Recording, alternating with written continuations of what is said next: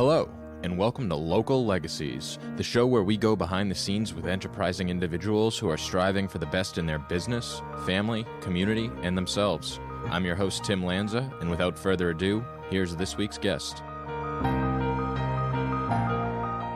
All right, today in the studio, we've got Joey Mullaney. He is a blogger, author, motivational speaker.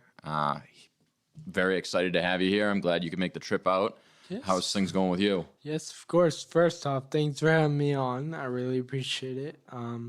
Things are going well so far. It's been a busy month and a half since my book came out. But yeah, so I'm excited just taking it all in. But trying to stay grounded as well has been tough, but it's easy going. Good. That's awesome. So why don't you start wherever you'd like with your story? Yeah, so I'll long story short, I did write a book, but taking you back, so I was born and raised in Leominster. I grew up right behind the high school. I went to Julie Country Day till it shut down, and then I went to St. Anna's with my twin brother and named Sean. Then we also have two older siblings who went to Julie Country Day and then St. Bernard's. So Sean and I, it's funny, I'm skipping ahead, but when we were in 8th grade, we thought we were going to St. Bernard's because our older siblings did, our parents did, our aunts, uncles, a lot of them did. But then we learned, my parents said no, because... So the big reason why I'm here and why I wrote a book and did all that is because I'm in a wheelchair. I have a disease called Friedreich's Ataxia. One thing it does is affect your speech. So saying the word Friedreich's is not fun. So I'm going to go with the FA if that works. It affects your speech, your hand-eye coordination, your balance. So it's progressive and neurological and genetic. So pretty much I'm now in a wheelchair, but when I was diagnosed, I was still walking, still playing sports and whatever. Now I'm confined to a chair. FA patients can develop other issues such as heart complications, which I have, cardiomyopathy, and you can develop diabetes. I unfortunately haven't developed that, but my older sister, Kayla, has. And she and my older brother went to St. Bernard's, and I don't know, you went to Leominster, correct? Yep, Leominster High. So, I don't know if you're familiar with St. Bernard's, but it's an old building where their high school is, and the stairs were just becoming way too tougher. Accessibility wise. So Now she's got Friedreich's ataxia as well, right? She does. So my parents, have seeing what she had to go through for her 4 years, decided that Sean and I must look elsewhere. So we did, and we looked at a few schools. Ended up going to Lawrence Academy. It's prep school in Grand Mass, and it worked out super well. And we'll touch more on that later, but it was a great choice, and it really is. It helped me be where I am right now. I will say that. So you're growing up. Now I have read. I'm about halfway through your book, and I'll say about probably 80 to 90% of the books I consume are audiobooks because I'll listen to them while I'm driving or working out or something. I have a hard time sitting and focusing on a book. I have not had that problem with yours. Just the way it's written, it's funny, it's easy to read. I'm just like consuming it like voraciously. It's just great. It honestly is. Thank you. Yeah, dude, it's really, really well written. I like it a lot. I guess kind of talk a little bit about how things were growing up, kind of finding out about this. Your sister was older than you. Yeah, so my older sister, Kayla, is 5 years older. My older brother is 6 years older. So we pretty much, my brother and I, when I say we, Sean and I, my twin, we witnessed them go through life pretty much. So we kind of copy them, or like, little siblings with those siblings try to do what they do. But yeah, and over the years, like Sean and I, so when Kayla was diagnosed with FA at age 9, she was told right away, only because FA was extremely rare at that time and still is, but so much so that the doctors didn't really know much about it and had told her right away. But truthfully, she didn't know what it would lead to. She just was like, all right, I got to tell everyone. And then years later, I was diagnosed at 9, and my parents decided not to tell me. They wanted to wait until I began noticing and issues started arising before. Then they would tell me. Now, how did that start to happen as you got older? Did you start to notice things? Oh, yeah, 100%. So, like I said, Sean and I and all our friends in Leominster, we grew up playing sports, like every Leominster kid does.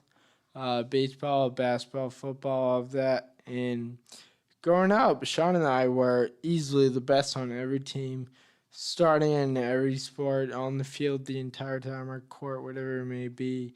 Until age, I want to say, I got to 12, and I couldn't keep up with anyone on the team. It made no sense. At the age of 10, I was doing laps around these kids, and now at age 12, I couldn't keep up. So I was the only kid in my friend group that hadn't hit his growth spurt yet.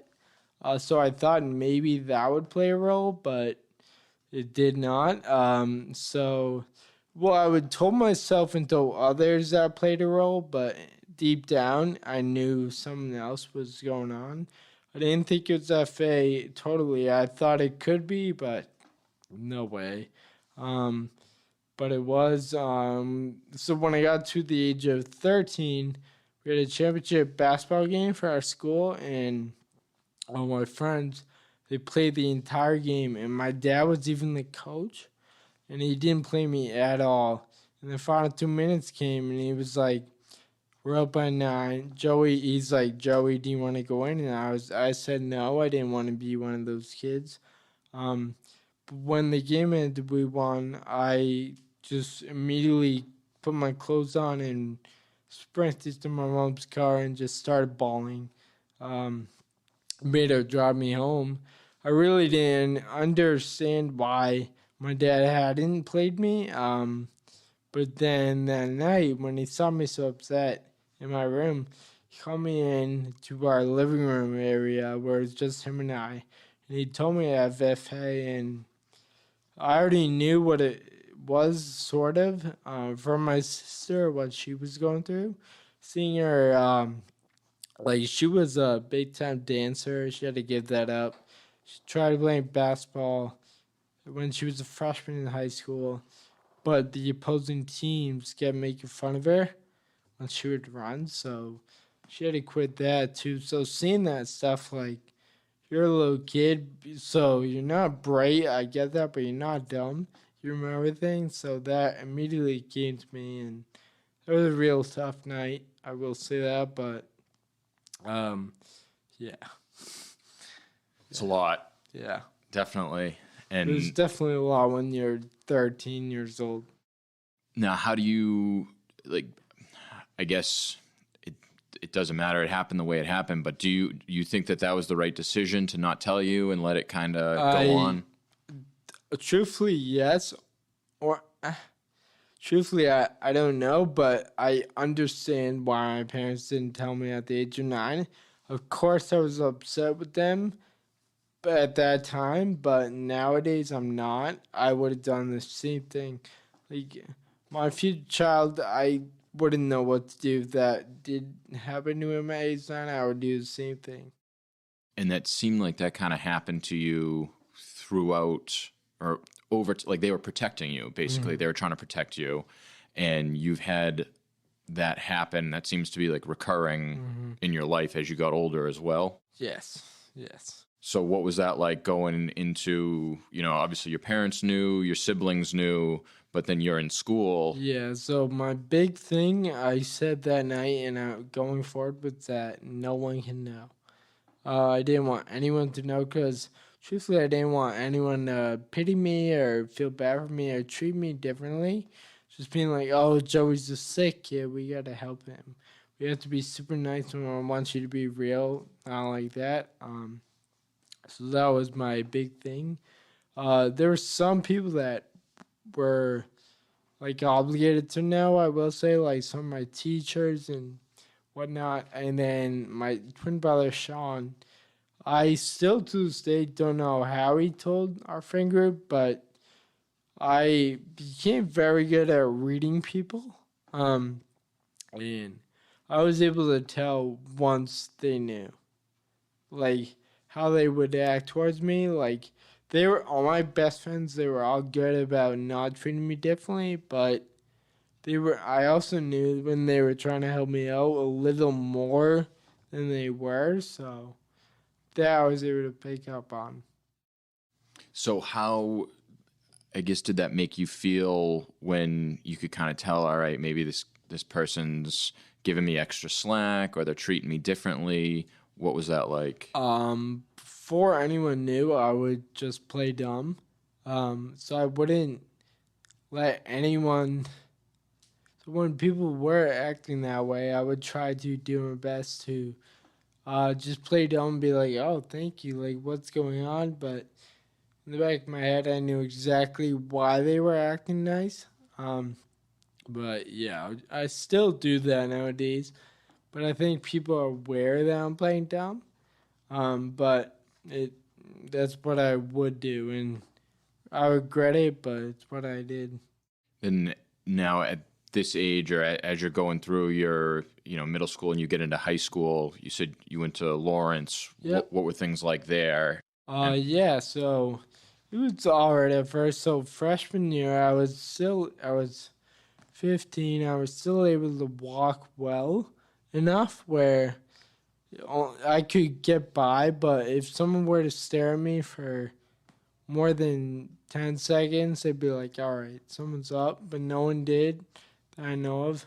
A few people said things, unfortunately, like, I remember one time at lunch, I wrote about this in my book, or we were all at lunch, it was like legit 2 months into freshman year, so you don't really know everyone that well, but you kind of do, and I was at lunch, it was me and my brother and a bunch of new friends we made, and I was carrying a water cup to the table and I was shaking. That's what FA does. You get a little tremors every now and then. So I was shaking carrying the water cup, not terribly, but a little bit.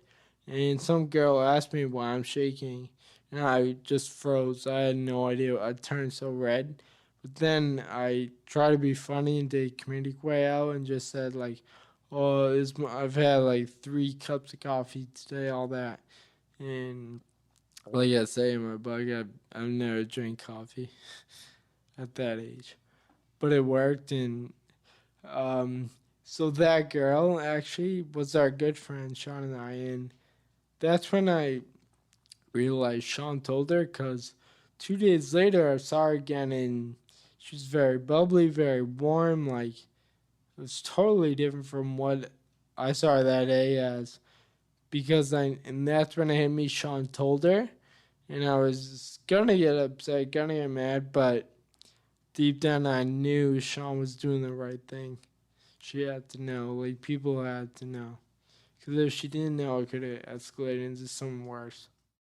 I think you have incredible perspective, or even at a very young age had incredible perspective. And the way you write in your book, you can tell, like, with that instance, or I don't know, I don't think that's actually the specific one that I remember you having this realization in your book, like you're getting really mad at your brother and you're going to go confront him. But before you confront him, you have this realization, like, he's trying to protect me. He's trying to do the Yeah. best for me. Mm.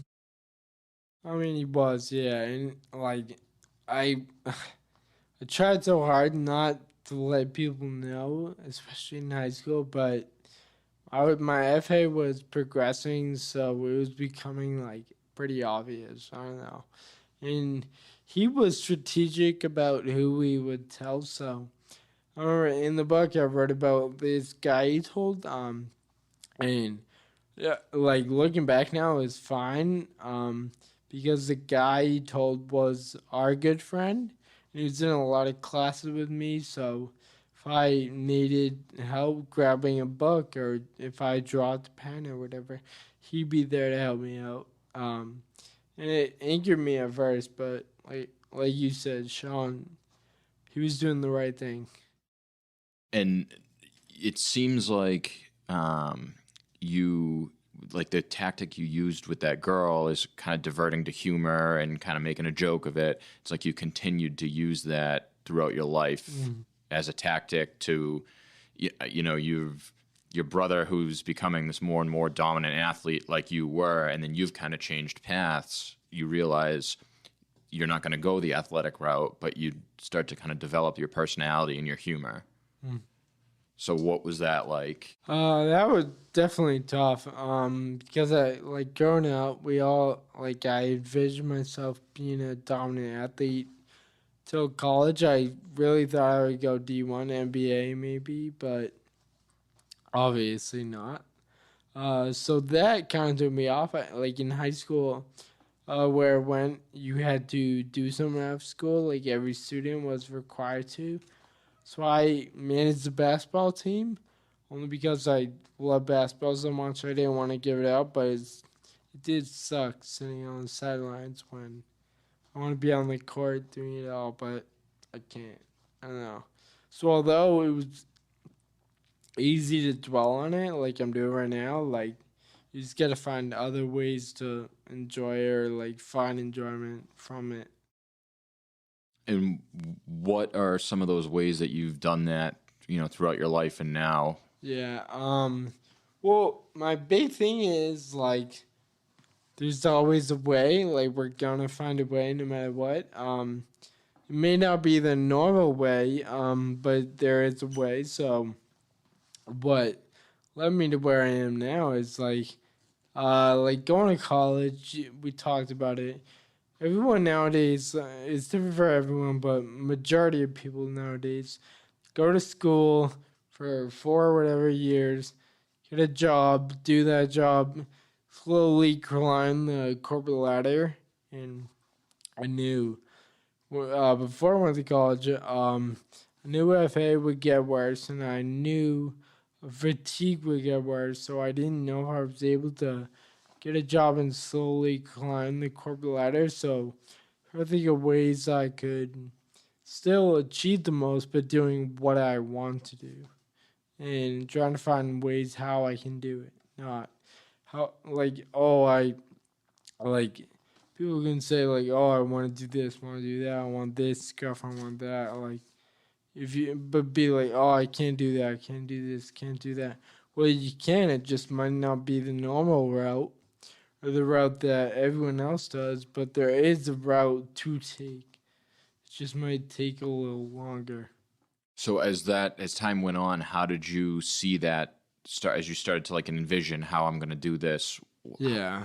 Yeah, I didn't really start.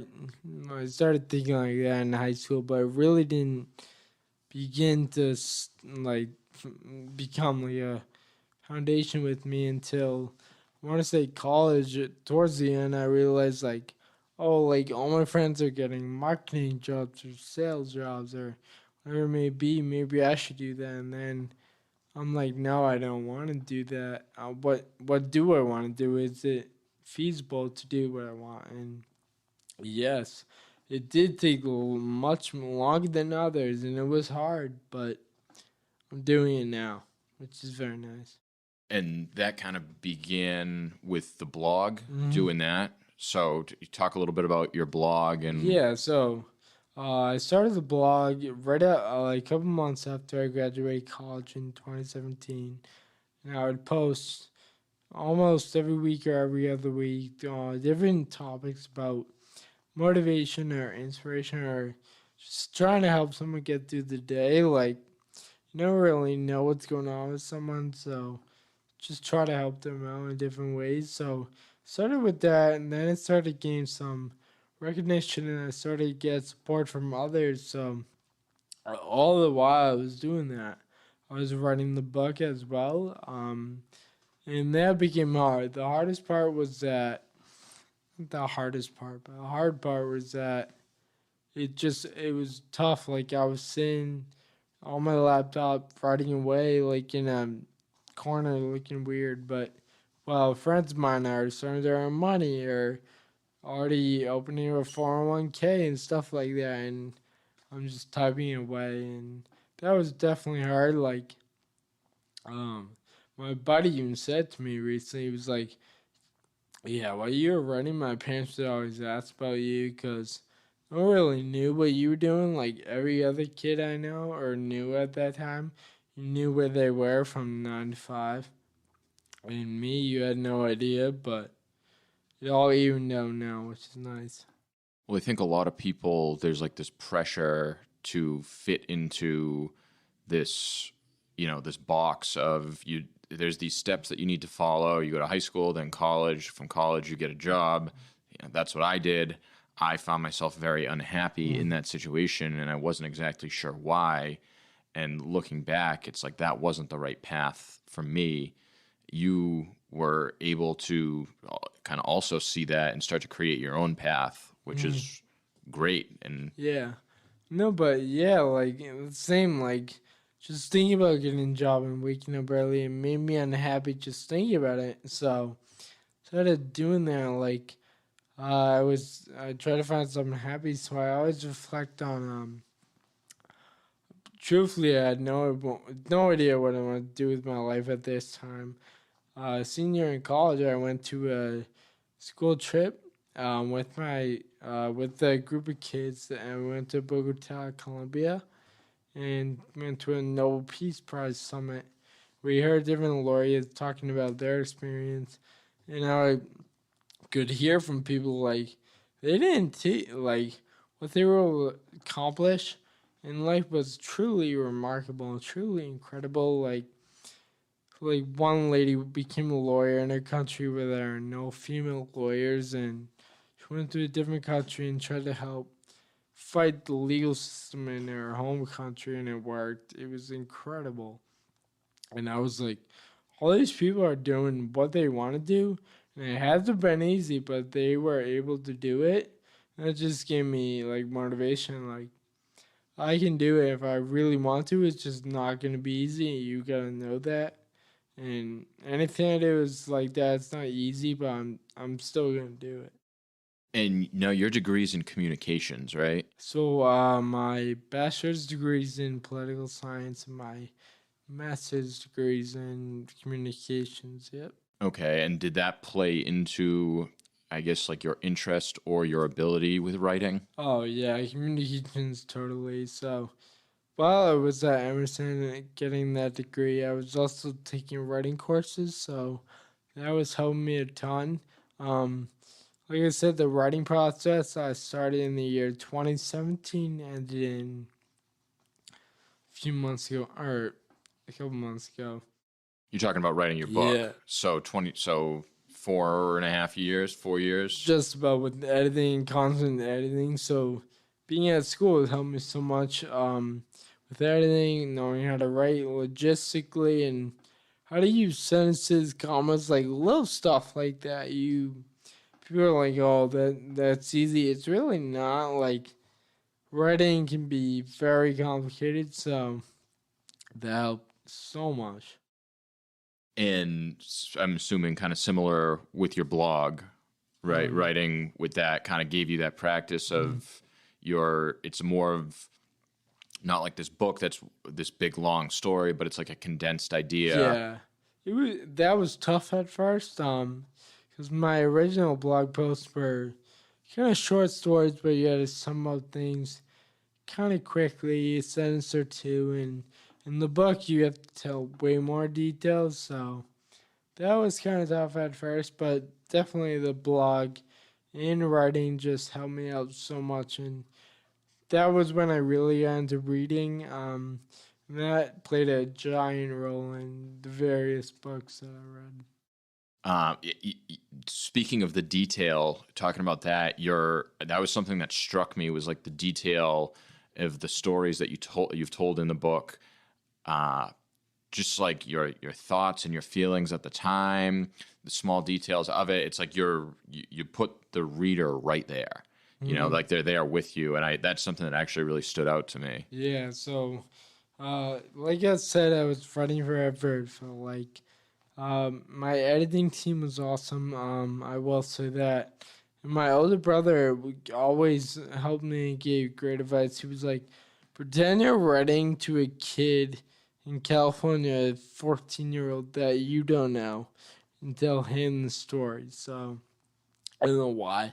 That always stuck with me. So instead of running how my mom, because my mom knew most of the stories, so instead of running towards my mom, like right towards that kid and try to make him understand what's going on. Well, that's something that I've tried to do with this podcast, is some of the people, especially earlier on, that I spoke with, I had a close connection with already. That's how I got them to come and talk to me. So I realize now, listening back to it, some of the conversations it sounds like two friends talking, but in like too much so, whereas if you're talking to someone that you don't know as well, the audience member listening or the reader or whoever, they're getting a better picture of the story because you're talking about things in more detail. Mm-hmm. It's crazy how it works. I mean, that's what it's all about. Like, that was a tough part for me at first. With you as well, like, although you know what someone is saying, you may know the story more, like, someone may have no idea, so you want to help them understand. That's a big thing. You're probably learning that with podcasts, like, all your interviews, like, yeah, you may understand what that person's saying, but will Todd down the street know what you're saying. Right, exactly. And now, as you started to put yourself out there with the blog, that I'm assuming that wasn't well, okay, so you're in high school. I'm assuming at some point between the beginning of high school and before the end of high school, people start to find out that are like outside of your inner circle. So you're starting to put yourself out there a little bit. I was still shy, still trying to hide. Then junior year of high school came, and my high school does an annual trip. We all hike up this mountain, so obviously I didn't hike it. But fortunately for me, there were a bunch of athletes that didn't hike the mountain as well because they were in season or whatnot. And I remember going on lunch that day at the base of the mountain, and I was stumbling a little bit. The base was like rocky and just not easy to walk on. I didn't fall, but you could tell someone's up. So when all the students and we got back to campus, we were all hanging out in our student lounge area, and one girl that I was good friends with, but not super tight, didn't know about FA. Came up to me and was so worried and was like, Joe, what's going on? Like freaking out. And I turned bright red. I had no idea how to tell her, no idea how to respond. She didn't know Sean either. So I was like, oh. So I was like, oh. Then I started to think of every mutual friend we had that may know, and I realized it was one girl. So I said, go and see her. She'll tell you, and she did right away, but she was stuck in my head. I still see her saying that to me today. So she like almost confronted you, and you didn't want to be the one to tell her. So you're like, I know you know this person, and they know about it. Go tell them. Exactly. It was. I didn't know how to tell her without, like breaking down, falling apart, and I didn't want to do that. So I was like, go tell her, which I regret now because I put a lot of pressure on our mutual friend. But she took care of it. So later that day, when Sean and I were driving back home to Leominster, I told Sean what happened, and He's got very upset, very worried. He ended up telling my parents, which I found out the next day because I would have freaked out if I knew. But he told them, they told our principal and my advisor and my principal, my advisor, and Sean and I we had a meeting in our principal's office. Because they didn't want to get that girl in trouble. She did nothing wrong, but they're like, Joey, it's come too far. People are starting to know your walking's gotten much worse. You can't hide it anymore. We gotta tell people. Like, you have to tell people. And I immediately said no. I froze. I couldn't do it. We ended up having a long talk, which I discussed in the book. But we were thinking of ways to tell people, and every time I was like, you guys can, but I can't do that. And they were like, Joe, come on, people need to hear it. And then fortunately, Sean stepped up and was like, I'll do it. And so we did the next day at a school-wide assembly. From what I know, because I never asked him how it went, but all I know is he cried on stage. Everyone was so supportive after. Sean, my principal, and my advisor straight up told them, like, hey, this is what's going on with Joey. Here are ways to help him out. Like, small things, not crazy. Like opening doors, moving your backpacks out of the hallways, or simple things, walking him across campus. That was my favorite part afterwards. Stuff like that. So, and immediately, like my life changed. My confidence grew so high. Why do you think that is? Because I felt like FA was burdening me.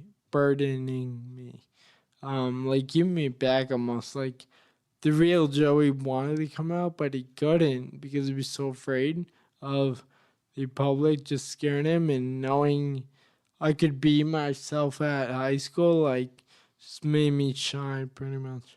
Yeah, so at that point, it seems to me like leading up to that, a lot of things are kind of out of your control. Like, people are making decisions for you. You find out you've got FA, you've got no control over that, or it feels like you've got no control.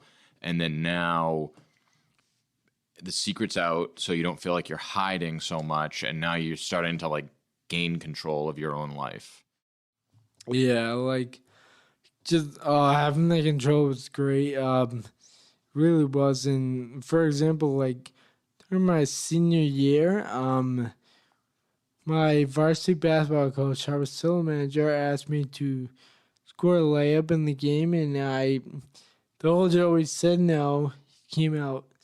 It was like, no, I don't want that attention. I don't want people around me. And then after he asked me, I was like, I was shaking my head in class, the next class. So I was like, that's something the old Joey would do. The new Joey can't do that. So I just texted him saying I'm in, and he organized the play. The team we were facing, they weren't very good. Neither were we.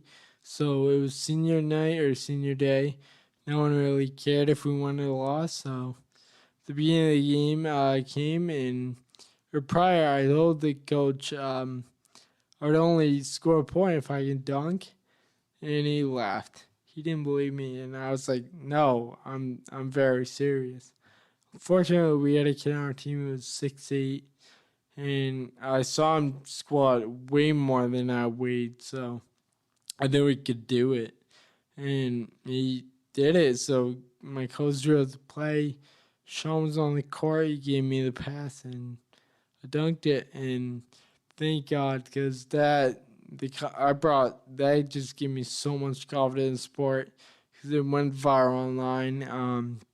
I just seen what people were saying, like how much joy is bringing them, and stuff like how incredible it was. Like, little things like that just made me so happy. I was smiling ear from ear to ear. Just almost like, it's very heartwarming. I just see like all the issues I was facing at the time, maybe all the troubles I went through, is now putting a smile on people's faces. It So was incredible. you're, you've gone from like hiding to starting to put yourself out there. And as you're putting out this new Joey or like the real Joey, you're getting this positive response and kind of building that confidence and building who you are. That was contagious, I will say. Like, once I got the feedback from dunking the ball, like, just made me shine even more and want it even more. So, like, it was incredible. Like, now you can see why, like, I am where I am, when I'm doing what I'm doing. Like, just getting that feedback it makes everything worth it. All the hard times I went through worth it. Now, when you're in high school, what is your physical state at that point? And can you explain a little bit for people listening, like, Yeah. I guess, how you actually feel?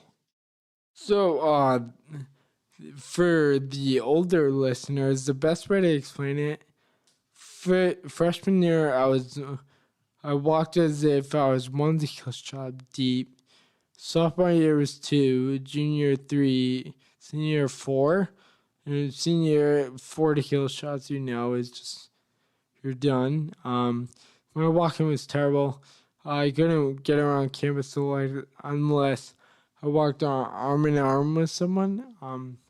Which I really enjoyed doing because it was kind of nice getting to know people like that. I don't know. Like seeing the vulnerable side of people was always nice. But yeah, like, so I was still walking, like, just going back to FA, like, the longer you walk, the better it is for you down the road. So I tried not to use a chair or use a scooter at that age, but I mean, I was getting pretty good. I probably needed one. There were some falls.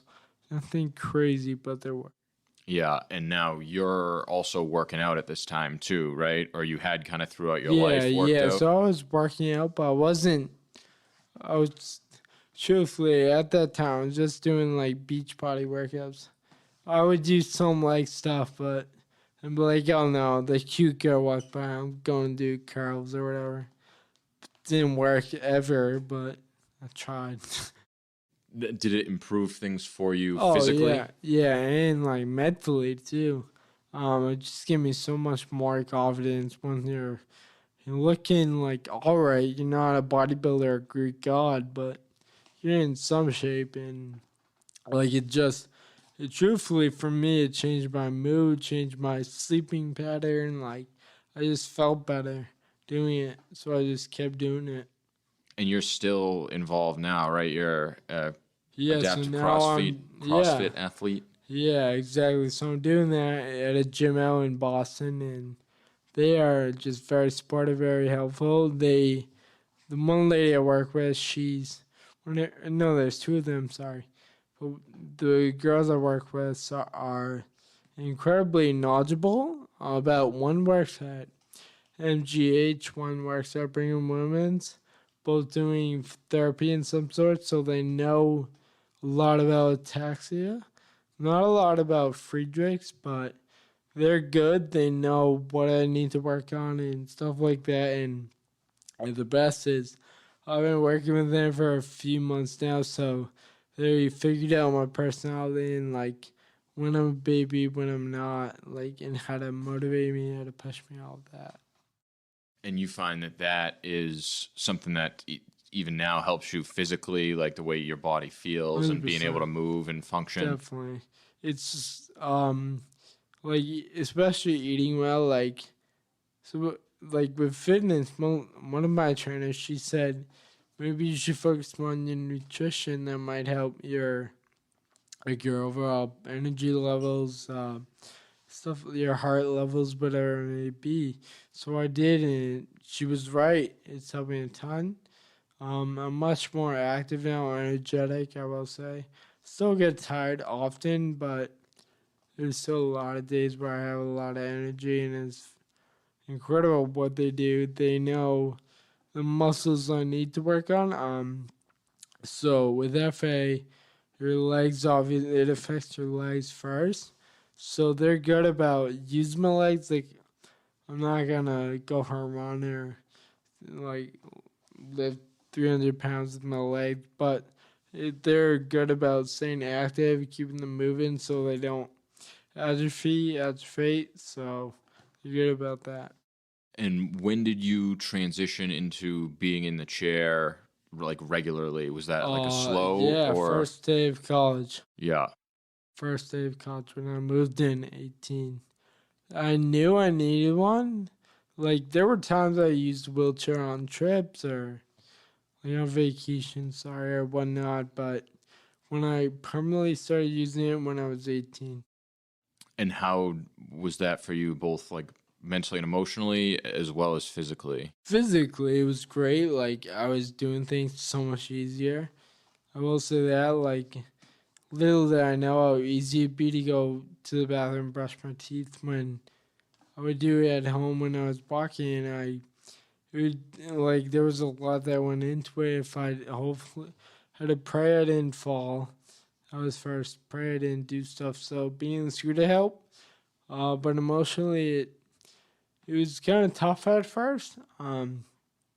Because I wasn't real. I was used to stairs, but now it's like, oh, something's wrong. Now you can see. Like, before you couldn't necessarily see unless you watch for a while, but now you could. So that one threw me off a little. But I always just kept telling myself, like, act the way you want people to treat you. Don't, like, try to be someone else. Well, in college is like a perfect time to reinvent yourself, anyways. Yeah. So it's like now's your opportunity. Is if you're going to be in a wheelchair permanently, it's like you're coming into meeting everyone in that state, so they just always know you as that person. Mm. Yeah, I mean, yeah, so it was nice. And quickly I gained a great group of friends who still are my friends today, but they were big. I never outwardly said it, but they always knew, like, I don't want to be treated like a special kid or whatever.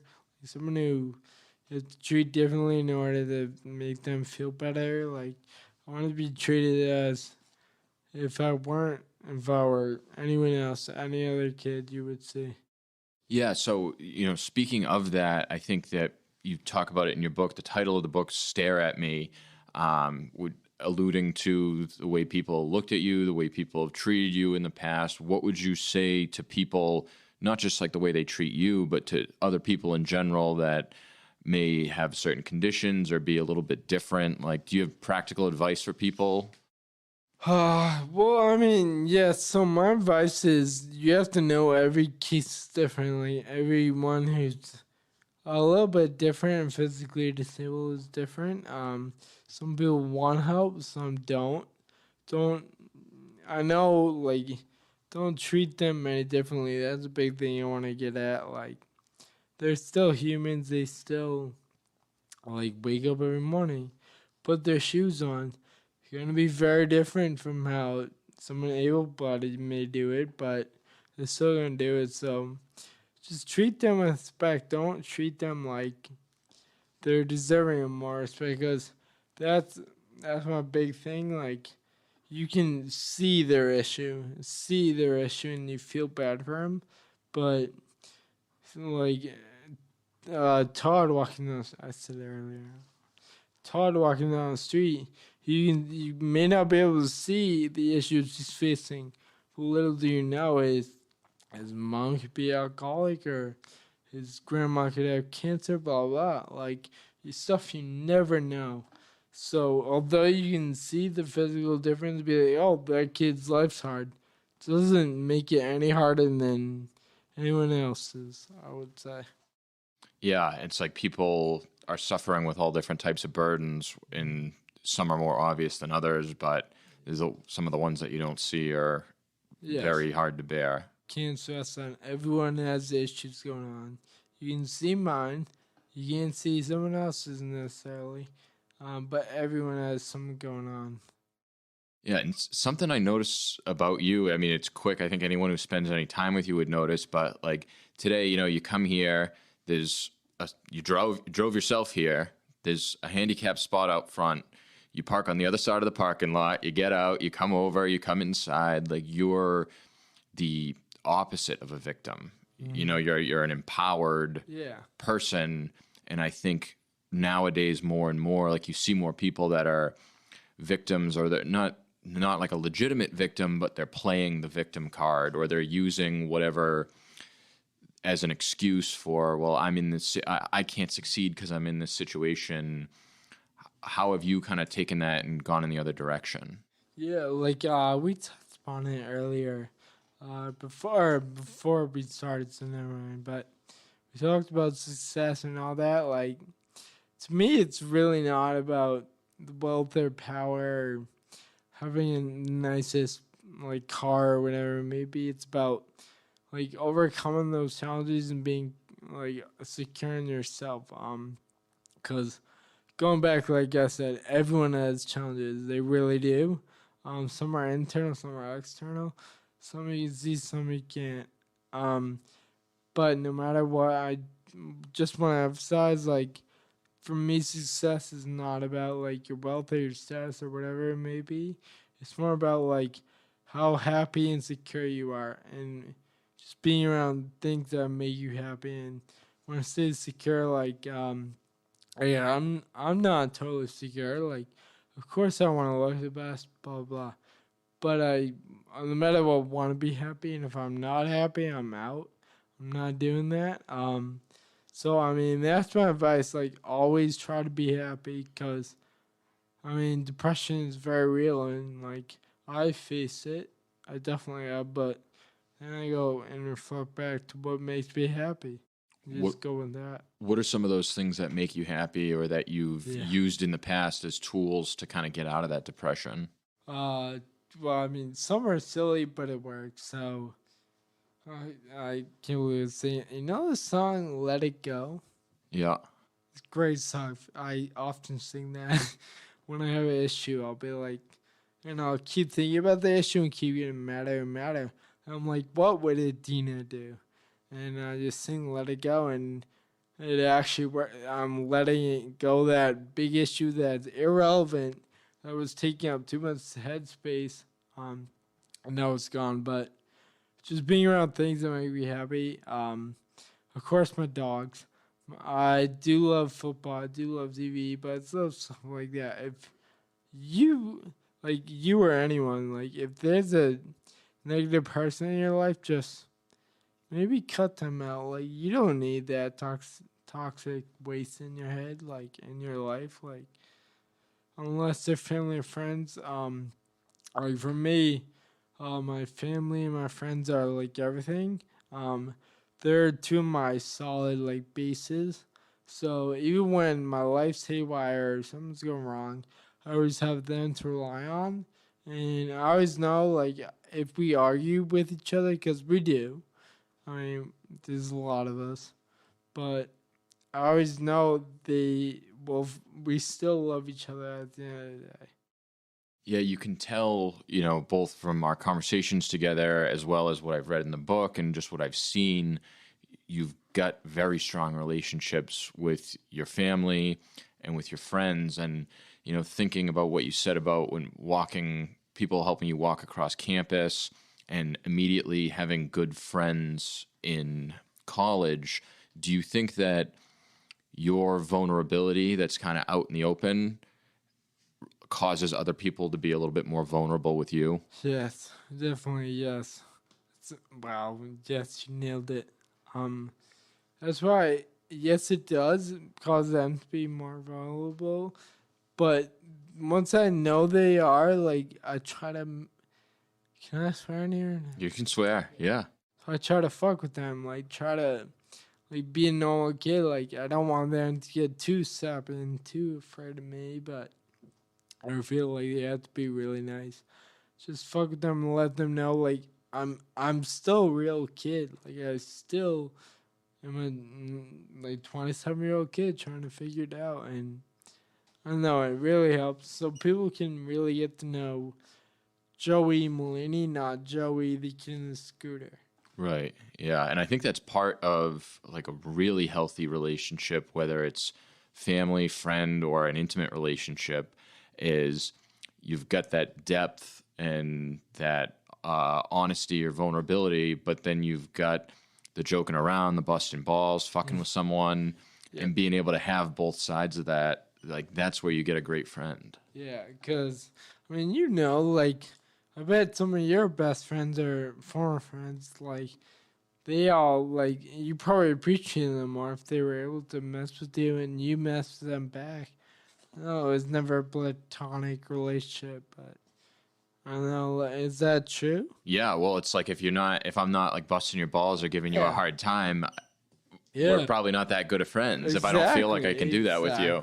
Exactly. And like those people who do that to me now are like some of my best friends. Like the ones who treat me like very sweet, very nice. I'm friends with them. I get it, but the ones who like can give me shit, even though like, oh, my life's terrible, blah, blah. Like those people, I will not lose, or like they're with me for a while. Yeah. And now where, as far as like, the book goes, as far as, actually something we haven't talked on, you do some public speaking as well, right? Some motivational speaking. So career-wise and with all of that, where are you going? Where are you trying to take this? So I'm actually flying up to LA next week to give a talk out there. At a elementary or high school out there, and then I have a talk in Boston in 2 weeks. 2 weeks. And one at Barnes and Noble's out here in Leominster in, I want to say a month from now. But with those, you're not going to break the bank, and I knew that going into it, but they help lead to more events. Like, I didn't get one event, and like, the event in LA only got because of the former stuff I did, and they were able to see me on social media and stuff, and were like, oh, we'd love to hear from something like that. So you're trying to continue with the speaking gigs? Yeah. And then, truthfully, so my dream in life was always to write a book, and doing so at the age I am now, it's like, oh, now what? I still have ideas, still have plans, but just knowing I did the biggest thing, like, on my bucket list, like, I don't know, it's a good feeling, but now there are definitely more things I want to do on that bucket list, but for now, yeah, speaking's fun, like, I just get a thrill out of it. I don't know, it's something weird, like, you just go into it, you're so nervous, like, so nervous to the point where you want to puke, or whatever, and then you get up there. For me, I always try to get a laugh right away to, like, not only like not for the crowd's sake, for my sake, just calm me down, and it's worked so far. And I've always gone there, and then afterwards, it's very easy to get the talk, and then afterwards, like that feeling you get after when people come up to you and say "great job" or how remarkable of a courageous act it was, like, I don't know, it just makes it all worth it. It makes it feel good. Well, it's like what you wanted or what you were getting with sports, you got dealt this hand where that wasn't an option, and now you've found a way to get that same feeling in a different area. Yeah, so I mean, it's interesting to see, like, Hefe has made not ruined my life, but it's made my life so much harder.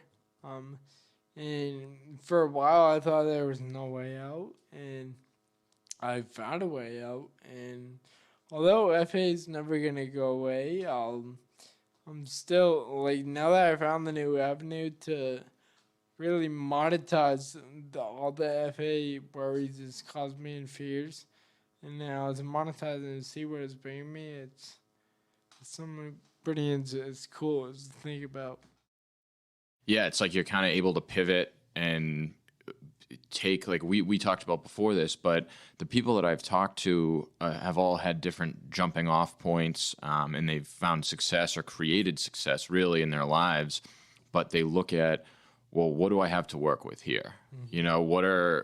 what's going to be difficult, or what are my negatives and what are my positives, my strengths and my weaknesses, and fostering those strengths and figuring out what can I do instead of focusing on what can't I do.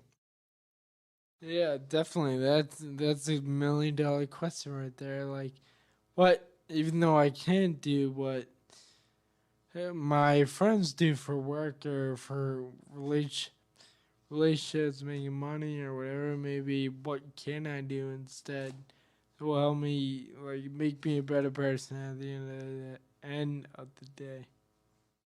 And so with the book, do you see yourself writing another book, or was that like I checked that off?